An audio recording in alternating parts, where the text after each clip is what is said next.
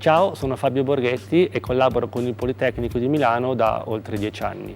Un po' di più se consideriamo anche il tempo necessario per conseguire la laurea in Ingegneria Civile. La mia formazione ha previsto anche un dottorato in Trasporti e Sicurezza presso l'Università Sapienza di Roma. Oggi sono assegnista di ricerca presso il Laboratorio Mobilità e Trasporti del Politecnico di Milano.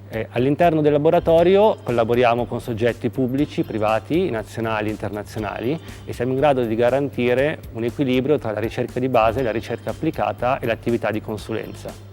Ho sempre pensato che l'ingegneria dei trasporti riguardasse solo la costruzione di grandi infrastrutture. Poi però ho capito che in realtà esiste anche una fase di pianificazione e gestione di queste grandi infrastrutture e quindi eccomi qui. Oltre alla didattica universitaria e alla partecipazione a corsi di formazione, la mia attività di ricerca può essere sintetizzata in 3 macro ambiti. Il primo ambito riguarda la pianificazione dei trasporti e la mobilità sostenibile, dove in sostanza si valuta l'interazione tra ambiente, territorio e sistemi di mobilità di persone e merci. In pratica si valuta quando e che tipo di sistema progettare e costruire, valutandone anche i costi. Oggi più che mai si parla anche di mobilità sostenibile, dove dobbiamo tendere a modelli innovativi di mobilità che siano socialmente responsabili, innovativi e che tengano conto anche degli impatti ambientali. Un esempio è il progetto Green Move, cofinanziato da Regione Lombardia e che ha previsto la partecipazione di 8 centri di ricerca del Politecnico di Milano, in cui l'obiettivo è quello di immaginare e realizzare scenari innovativi di car sharing in cui si ipotizza anche l'utilizzo di autovetture appartenenti a utenti privati. Il secondo ambito riguarda il tema della sicurezza e protezione civile, in cui si valuta la sicurezza dei diversi sistemi di trasporto, tra cui ad esempio quello stradale, ferroviario, aereo e marittimo. In pratica si analizzano le interazioni tra le diverse componenti del sistema, ovvero veicolo, utente, infrastruttura e ambiente circostante.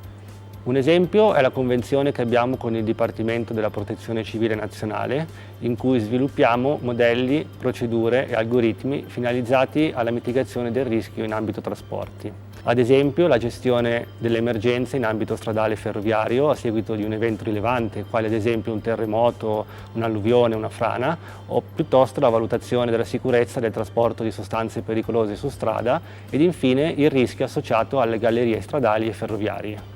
Il terzo e ultimo ambito riguarda l'Intelligent Transport System, in cui sviluppiamo e valutiamo sistemi innovativi telematici per fornire informazioni all'utenza e gestire il traffico di persone e merci. Un progetto interessante è Sea Roads, cofinanziato dalla Comunità Europea, in cui l'obiettivo principale è quello di valutare gli impatti positivi associati alla trasmissione in tempo reale di informazioni tra veicoli e infrastrutture. In questo modo sarà possibile anche agevolare e favorire l'adozione di veicoli a guida autonoma.